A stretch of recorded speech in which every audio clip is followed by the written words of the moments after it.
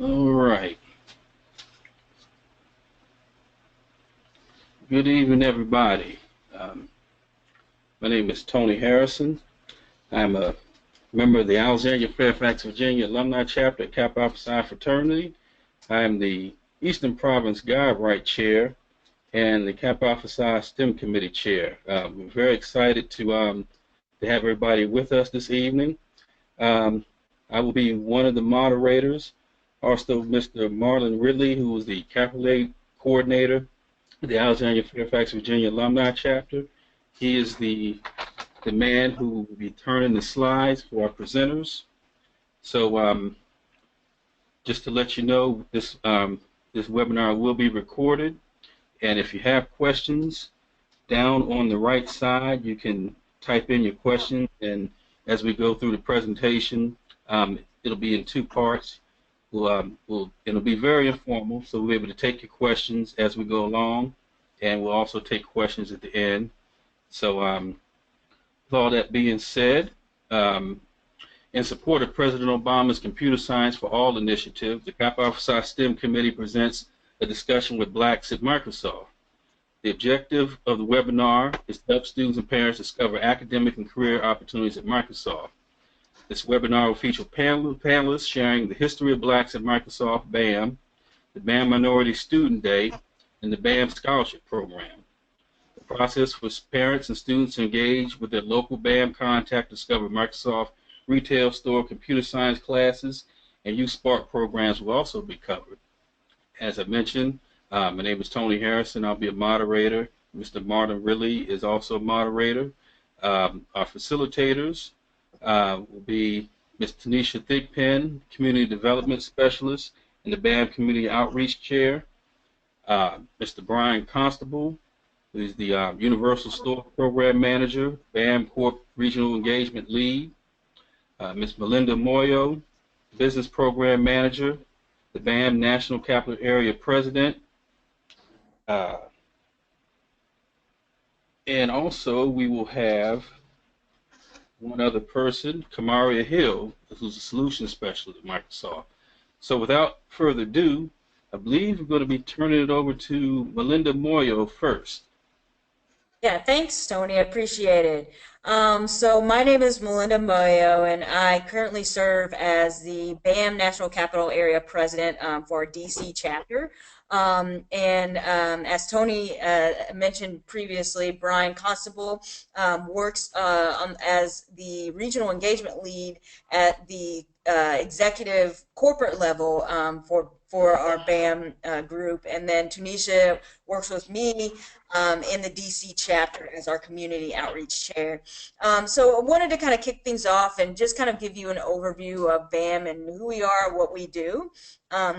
And then transition to just highlight some of our key events and some of our key initiatives, just to give you an idea of some of the things that we do with the community and with students and with education organizations. And then Tanisha will talk specifically about our YouthSpark program that is run out of Microsoft Stores. So with that, I'm going to turn it over to Brian to kind of just give us an overview of BAM, who we are, what we do. Brian, I'll turn it over to you. Got it. Thank you, Melinda. Hi, my name is Brian Constable. I'm a program manager at Microsoft, which means that basically I help the projects get done, unblock people, and that's my day job. On the side, I'm the regional coordinator for BAM, which means that I get the pleasure of working with all our regions. We have satellite chapters of BAM in Las Colinas, Charlotte, North Carolina, New York, Atlanta, Washington, D.C., and we just added our first international one in Brazil, and we've got a chapter opening up in New England. BAM started in 1989, and I'd like you to imagine that you come to work every day and you're the only Black person on your floor. You're the only Black person in your building. So what do you do to figure out, like, the simple things? Where to get your hair cut? Where to get a decent meal that reminds you of home? Where to see other Black people? Because you're not getting that interaction at work. And for most folks in the early days, the closest they got was at church. And that's where BAM started, out of a need for the community to see each other and know that there were other people there that looked like them and were doing this job. Now, it's expanded greatly since then. We have over 800 members across the country. And in addition to helping interns and new hires get their feet wet and learn their way around Microsoft, we also do Minority Student Day, which was mentioned already, and we'll talk a little bit more about that in a second. We have a BAM scholarship that we provide. And then on the side, essentially, we just make ourselves available to the community and to human resources to show that we are here. There are opportunities at Microsoft, not just in STEM, but across the board. Because folks see technology company, no, I can't go there. And the reality is, if you're a lawyer, you can work at Microsoft. Microsoft actually has lawyers. If you want to be a graphic designer, you can be a graphic designer at Microsoft. So think beyond just oh, I've got to be a programmer. There are lots of opportunities. Don't limit yourself. That's my overview. Any questions? I'm looking in the box before we go on. Yeah, no, Brian, that was good, and I'll probably add on to that BAM, and there are many chapters across the country, as Brian mentioned. It's been a great opportunity to not only network with people who look like you, but then also have an impact both within Microsoft and then also externally in the community. Tanisha helps us drive, in the DC chapter, drive a lot of that community outreach and getting students engaged in the area. It's very rewarding.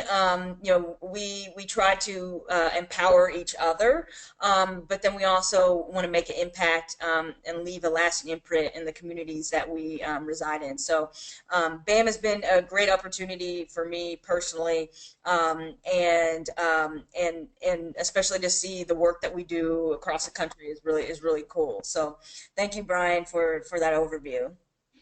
You're welcome. So now I just kind of want to, if we could just progress a slide, just one ahead, wanted to kind of highlight one of our marquee events. Each chapter within BAM, we all do different things in terms of our programming for the year and some of the events and initiatives that we have on our agenda. But one thing that every BAM chapter does is host what's called Minority Student Day. And that'll be on the next slide, just kind of a high-level overview of what Minority Student Day is we have, I can speak particularly for the DC chapter. We invited about 100 area high school students, grades 9 through 11, to come to one of our offices. Really just sort of a day of learning and fun, and an opportunity for students to get engaged and meet and network with Microsoft employees. Also learn about technology and learn about careers in technology. Get opportunities for scholarships and internships for the summer, and really just get some basic professional development skills, develop some professional development skills throughout the day. And so it's a really fun event. Generally occurs around the springtime, late February to about early April. And just speaking from personal experience, what we did in the DC chapter this year, we we had a keynote. We invited a NASA astronaut, Dr. Benjamin Alvin Drew, to come and speak to the students and faculty who were in attendance, and share about his career and his career in technology and pursuing a career in STEM as a minority and what that means. And then also, provide advice for students and employees, Microsoft employees as well, of, how can you overcome that and how can you really realize your potential. So really cool thing. And then we generally will break out into sessions. This year, our theme was focused around entrepreneurship. So we had a Shark Tank competition where students got to work in teams and solve a problem and then pitch it to our sharks. All centered around, leveraging Microsoft technology and solving some of our greatest challenges today. So that's just kind of a high-level overview of what that is, and I would encourage you to, Brian, if folks want to learn more about Minority Student Day, they can just simply go to the BAM external website, correct, and find if you are located in any one of those cities and want to be involved with that. Generally, the selection process, we try to make sure that whoever applies is able to attend, but it is restricted based off of budget and capacity. But I would encourage you to get involved if you're able to do that. It's a great event, a great way for you to learn about Microsoft and then also get career opportunities as well. So, Brian, is that right? They can learn more about that on the website? Yes. Okay, perfect. And I'm going to add a couple more things because the way that it is structured is slightly different as you go from region to region.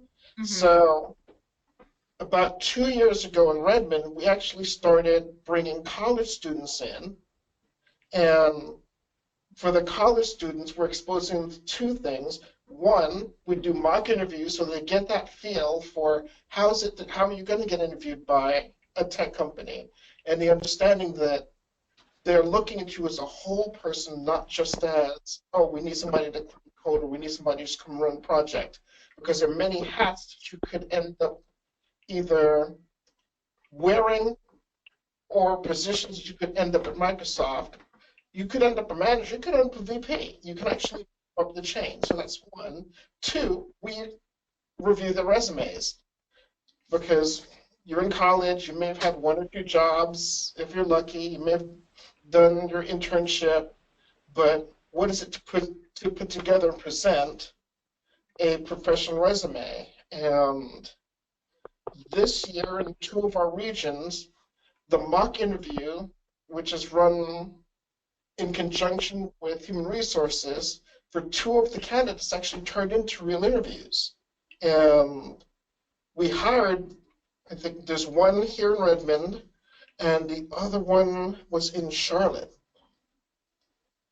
So it turned what looked like just a visit into a real opportunity. And that's one of the things that we're pushing, is that when the opportunity presents itself, not only should you present yourself well, but Microsoft's willing to take that extra step and get you in here. So that's one. Two, Minority Student Day actually started in 1992. That's when the first one was. And so this is our 26th year of having these. What else can I say about Minority Student Day? We've got the other regions. Yeah, I think that's all I would add.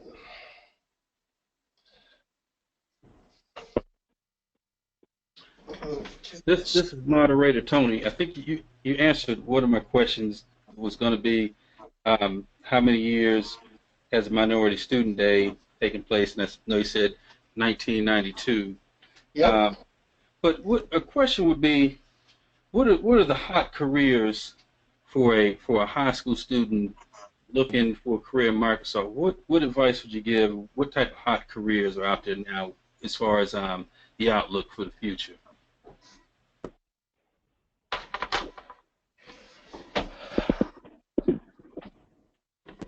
So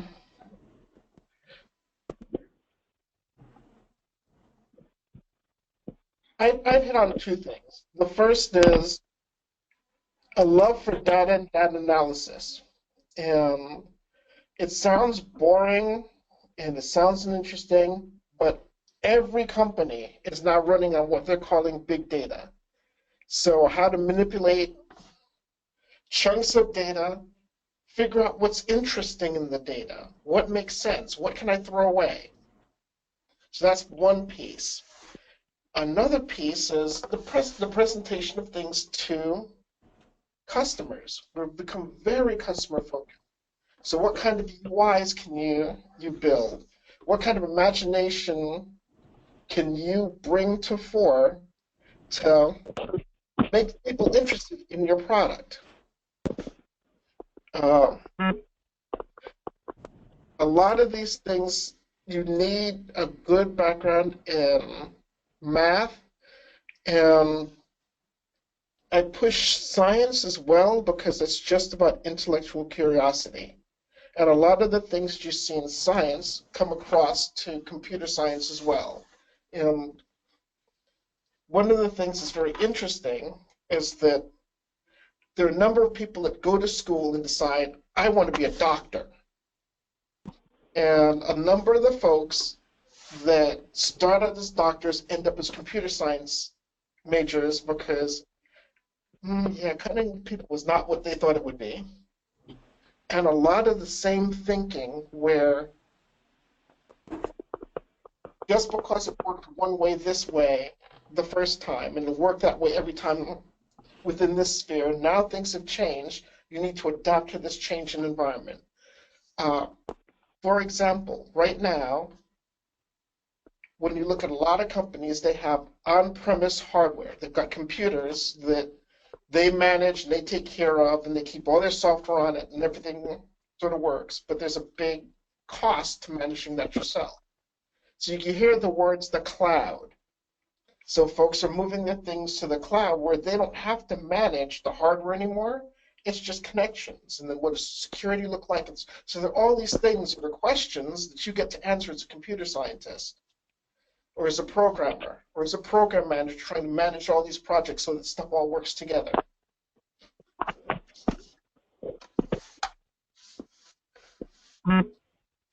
Thank you, Brian. And for the question that was put out as far as is how to get information about the programs, if you look at the handout, they'll have my contact information. They'll have Mr. Ridley's contact information. We'll cover that again at the end of the webinar. So we'll definitely let everybody on the call know how to get in contact with us, and we'll be able to put you in contact with the contacts because we have a kind of a nationwide audience. So get them in contact with the BAM contacts closest to their areas. And what I'm going to post in the chat window, I'm going to post the link to the BAM scholarship. And even though it's closed for this year, you can get a jump on getting in it for next year.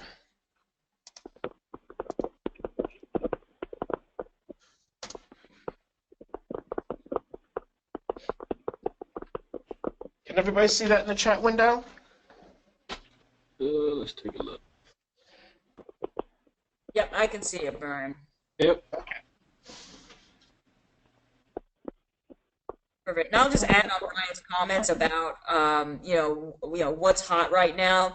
I come from a business background. I didn't focus in a STEM career. In college, I was focused on finance, and then in my graduate degree, I focused on business analytics. The big data thing is real, and that opened up a lot of opportunities for me. I didn't necessarily want to crunch numbers. I just wanted to be able to draw insights out of all the information and data that we have, and being able to think strategically and learn that methodology of how do you cut through the noise and draw up insights that are actionable, really open up a lot of doors for me, and is one of the reasons why I'm at Microsoft and how I got into technology. So it's definitely something that even if you aren't necessarily want to be in the technical side of things, it's definitely important to at least have a familiarity with that, and is a very hot thing right now. Okay, Melinda, there's a question. 'Cause we have a pretty wide audience here, but how does one get into data analytics when one has already started a college career or has a first job in a non-scientific field already? So I can speak, from my personal experience. I wasn't involved in data analytics at all in college. In college, I focused in political science and in finance. It wasn't until I got into graduate school that I focused my MBA in business analytics and got a business intelligence certificate from George Washington University.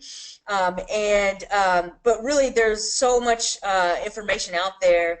I would just say consume the information that's out there about analytics and what that means, and because it's really more about critical thinking. Than it is about crunching numbers and just understanding what are the methodologies, what are the statistical methodologies of how you do that. Because like I said, I didn't necessarily want to be the person who's crunching numbers in a corner. I just want to be able to understand how that person is doing that, and then be able to communicate that and create a compelling story from the information from the data, and create a compelling story that's actionable out of all of the information that's out there. So I'd say, even in your if you aren't focused in that in your college career, there's still a lot of information out there that you can consume about business intelligence and big data and analytics. Learn as much as possible and be able to speak kind of high level, but like intelligently about what that is and the value of that. And I'm going to strip away some of the language. You hear big data, and you're like, what does that mean? Data lives in databases.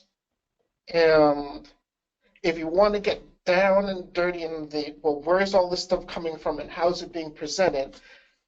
In our world, it's SQL. So there's a SQL database out there. It has all this information, and you're linking it in different ways to present it to the person who's doing the analysis. So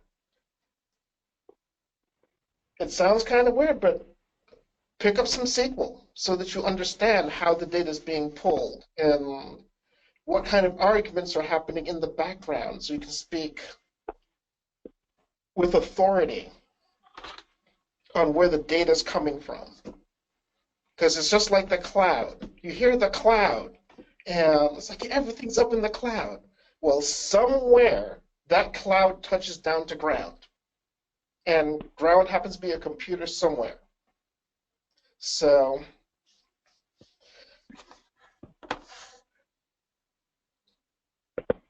I'd say take any opportunities to, one, experience what the data actually looks like, and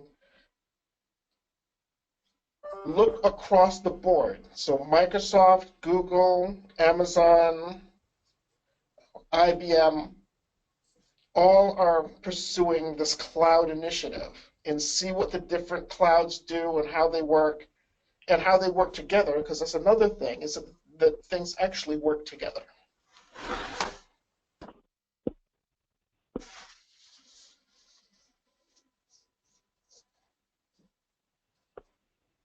Any other questions about Minority Student Day, or how you can get involved?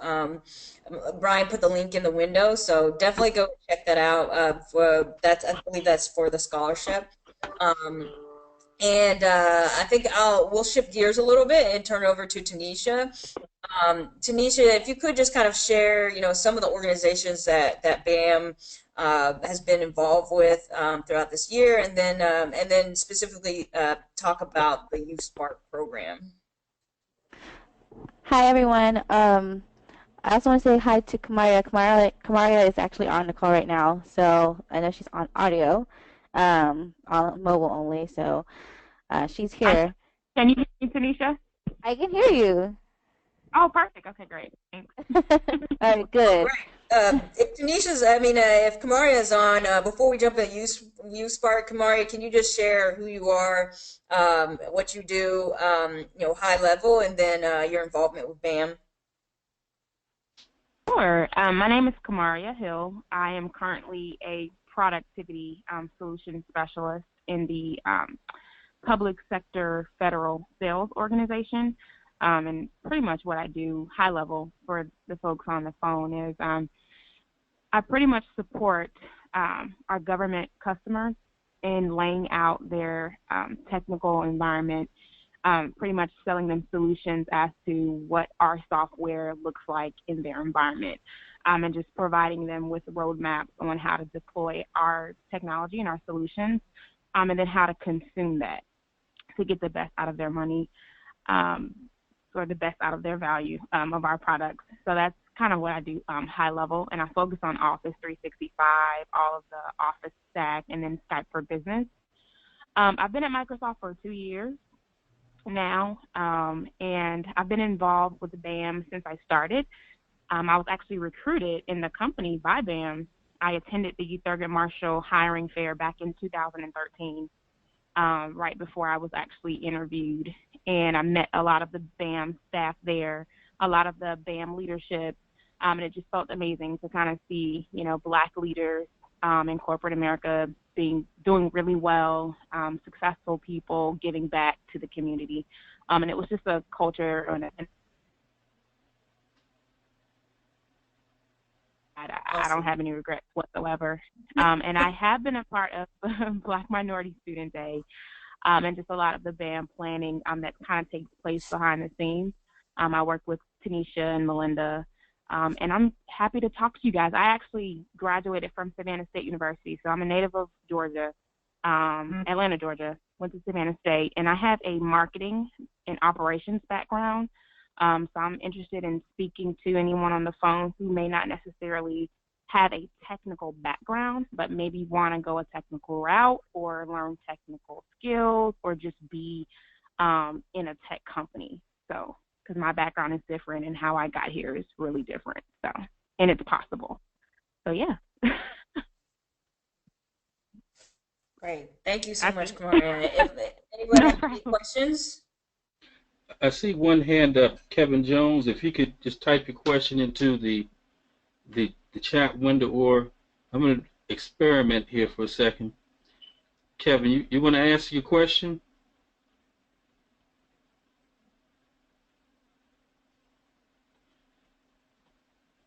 Okay.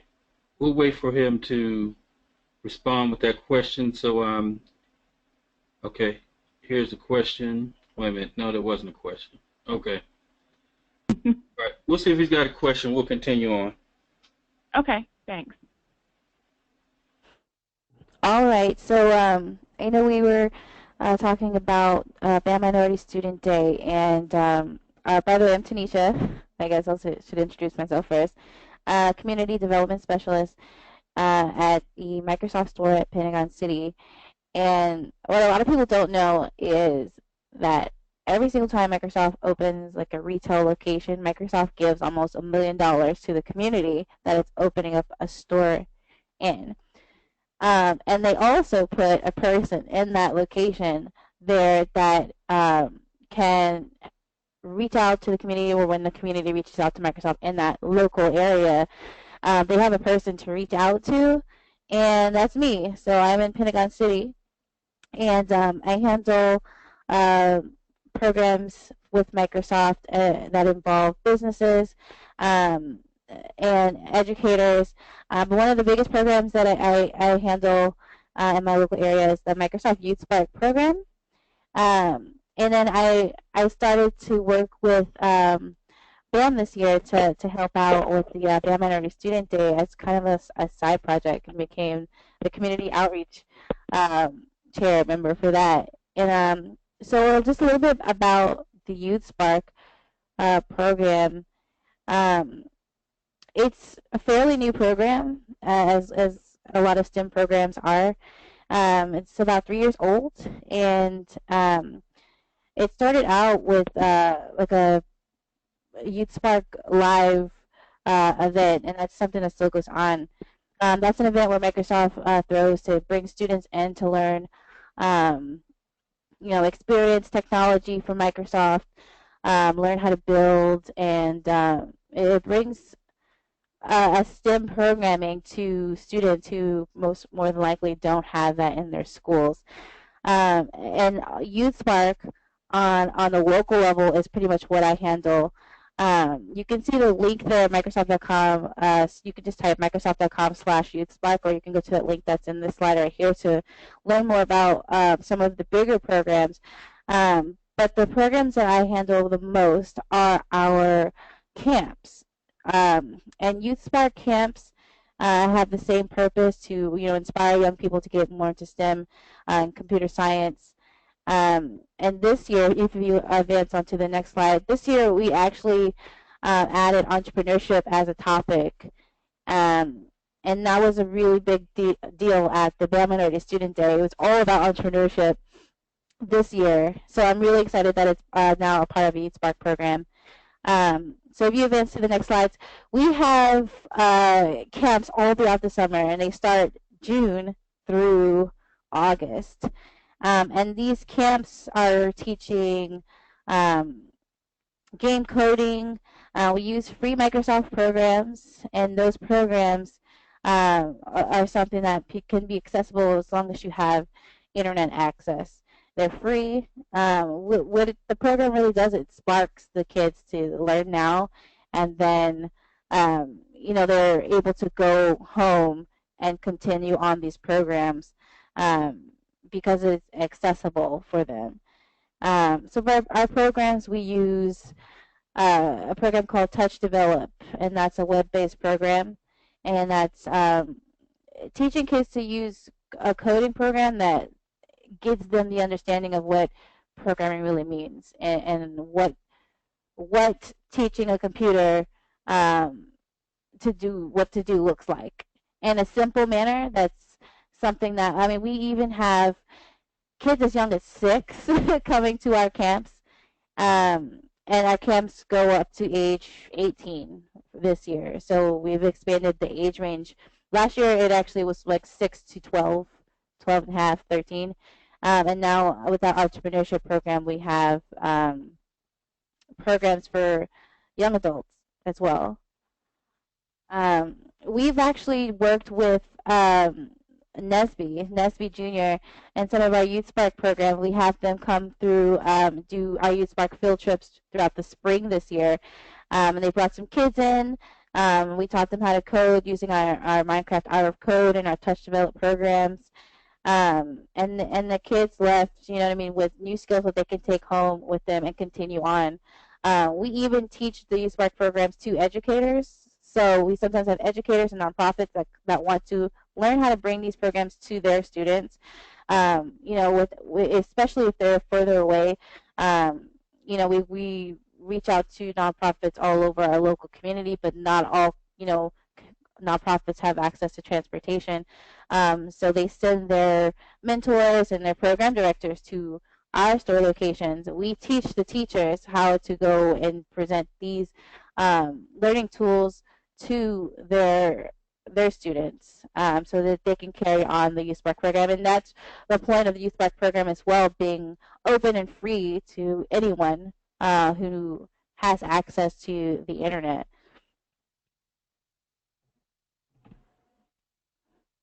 I saw a question, and I don't want to keep going without answering. Brother Ronnie, you want to answer that question? I don't know if we lost Marlon. I'm going to take control and change the slide for you. Okay. Yeah. There it is. Never mind. Thanks. Yeah. The slides have a little bit of information on the programs that we have. If you advance to the last slide, it actually has information on what camps we have this year. So those are the 3 camps that we have going on this year. The registration is actually open right now, and I know that everyone that are attendees on the call, they're from all over, right? U.S. They're not just East Coast, DC area. Is that right, Tony? Yeah, that's That, correct. that is correct. Okay. Well, all over the U.S., these are the camps that are going on all over Microsoft stores right now. There's over 100 stores now, so hopefully there's something in your area. If you just go to MicrosoftStore.com and you just go to find a store, you can find a location near you, hopefully, and attend some of these camps. We run these as 4-day consecutive camps, and there's 2 hour a piece. So these are camps that you have to go to for 4 consecutive days. But they're the most popular things that we have for the YouthSpark programs. It's something that people start asking and trying to start being a part of a year in advance. So we'll have people this year asking them if they can start registering for 2017 camps. So these are something that kids can access. These are free camps. Microsoft does not charge for the Spark program camps at all. So you just have to go on, find a store, find their Youth Spark events on their website and register. So I would definitely get on that ASAP. And I'll jump in just for a second. To answer part of that question, Brother Ronnie, what can guide directors do to have their students follow up on these different opportunities and stay in tune with new opportunities that might come up? Our contact information is on the handout. There's one person's name who's not on that slide, but he is on the webinar, Mr. Wilder Smith, who's got a lot of experience. And I think the early part of the webinar, we listed the cities that have the Microsoft stores, and there were a couple that were added, but Charlotte, North Carolina, New York City, locally here, you hear the Pentagon City, that covers the Washington, D.C. area, Columbus, Ohio, Las Colinas, Texas, that I don't know if Dean is on the call, but he's got programs running out of that store, and in Puget Sound, Redmond. So the best way is for right now is just send us an email. We'll get in contact with the BAM contact in your area. You can also visit us right now. The easiest where we put most of our information is on a Facebook, Eastern Province Guide Right, and we have a STEM Guide Right page on Facebook. So again, we'll highlight that at the end of the webinar.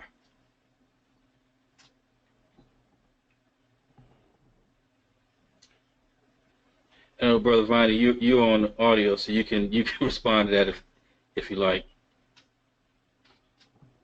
Oh, that's great.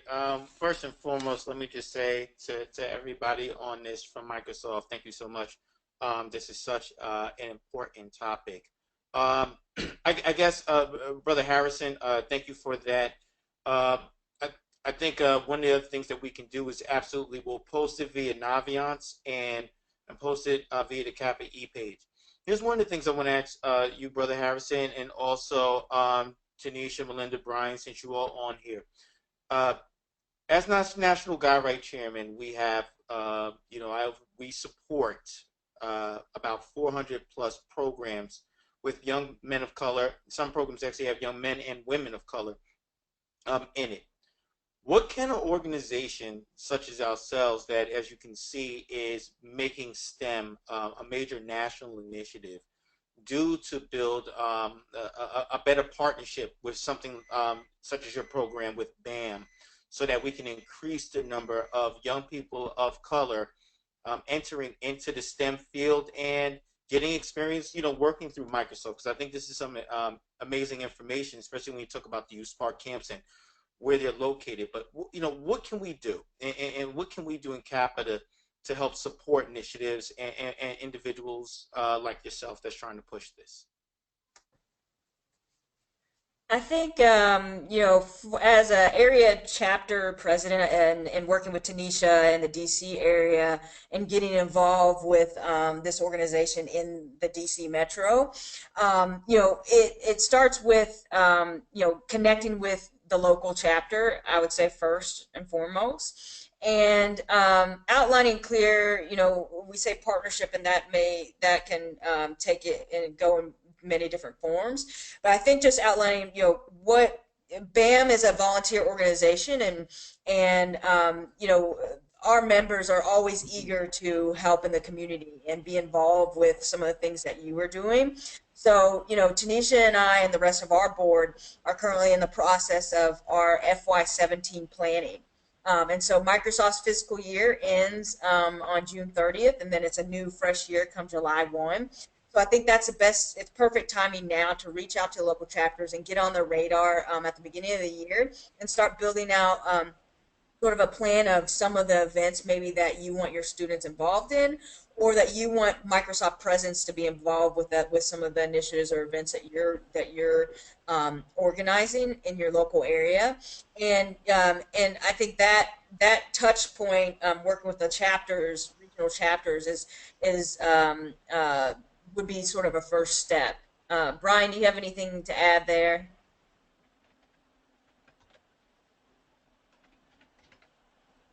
I don't know if we still have Brian on there, but I think right now that's something that we're definitely the DC chapter is definitely working right now to identify specific events or initiatives that we can participate in with our local NSBE chapter.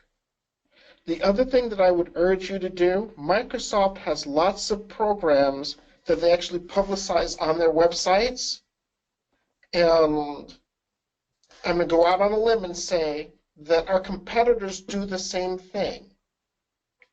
Go to the websites, look for the programs that they have, and reach out. Because the flip side is that they're also looking for ways to engage the community.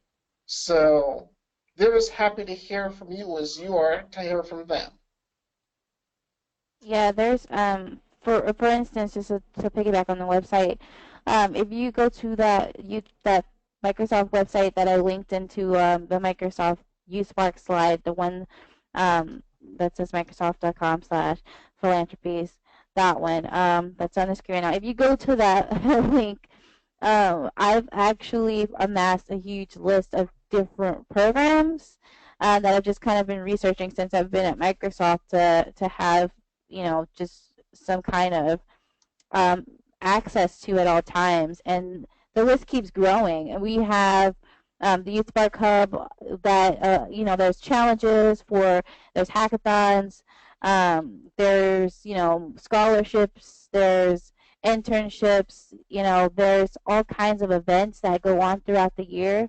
That is on that one link that I posted there, and if I can, I'll send the information that I've amassed over the past year and a half to someone at your organization so that they can get it to you. This is something that I recommend getting involved in with the YouthSpark program, just even outside of the store locations. That's a great place to start. But if you have a group of students, allowing them to participate in these, Challenge for Change and Imagine Cups and things like that. Because whenever I go to these websites and I see the people who are involved in some of these programs and these international challenges and things like that, these are free challenges to get your students involved in. But I never see anyone like us, participating. So I'll be happy to share that information, and hopefully it's information that can be useful to you. And I also posted in the chat a link to the careers@microsoft.com/student section, which shows programs that they have at Microsoft specifically targeted at students and graduates. So it has internships, it has training programs, it has online programs. So check that out as well. Yeah, thank you for clicking on that link and going to the website to show. It's a ton of information. I know it's a lot there, but it's all free, and it's information that's super useful. A lot of those things have deadlines. So, for instance, if you have college kids or high school kids, a lot of these are specific.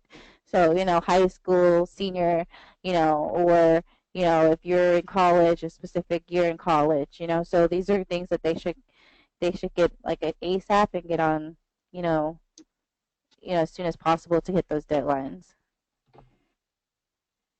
Okay, this is Tony. I'm going to hit a couple more questions. I think we answered the question for Miles Jackson on how to get more information and sign up. I think we covered that one. There's a question, Michelle Wells. I have to expand this window a little bit. It says, what career opportunities at Microsoft someone is interested in mechanical engineering? My daughter is 15. She's interested in mechanical engineering. She's on the robotics team at her school. Her team went to first robotics world championship in St. Louis this year. Nice. The team was ranked 15th out of 75 in their division. And she's interested in mechanical opportunities for mechanical engineering at Microsoft.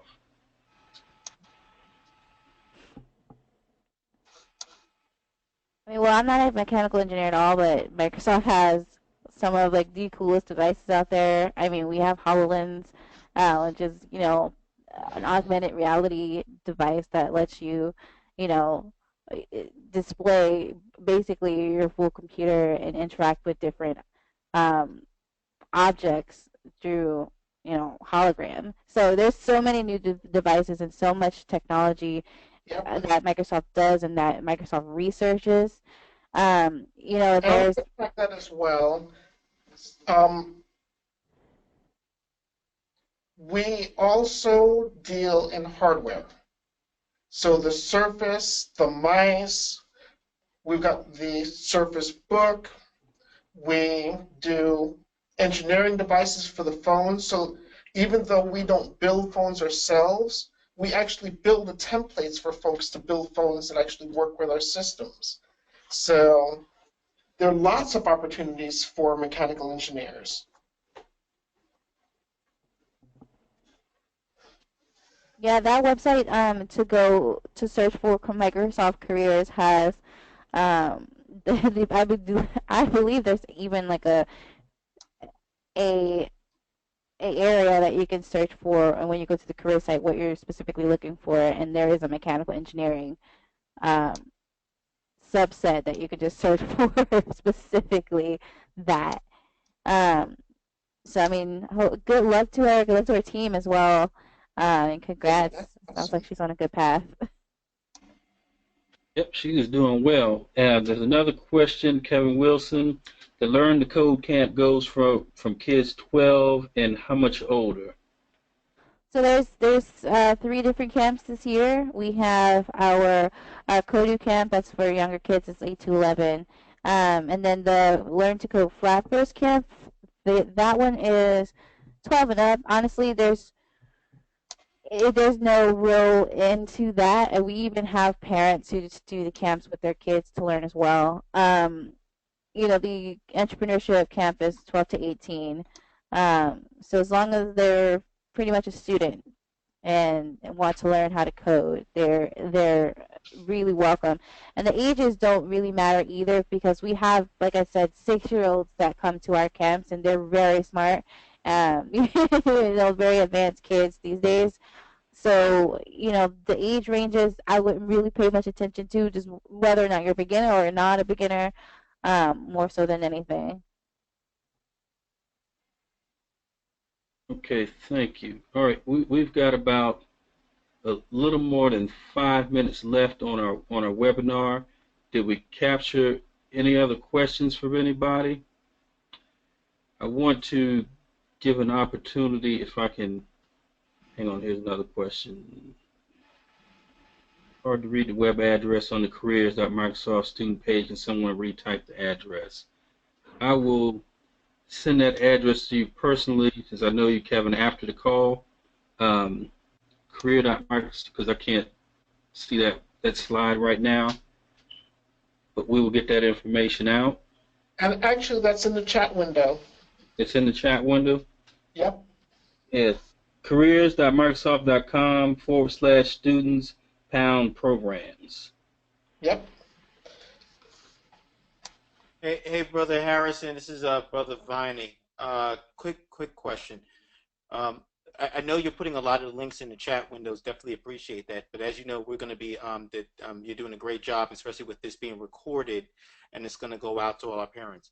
I think when it comes to the GoToMeeting, I'm not sure that when the recording goes out, people will be able to see the links in the chat window. I'm not sure if the chat pops up on the recording. So is there any way you can compile all the links that have been posted in the chat, and so that when we post for the recording of the webinar, the links are also independent?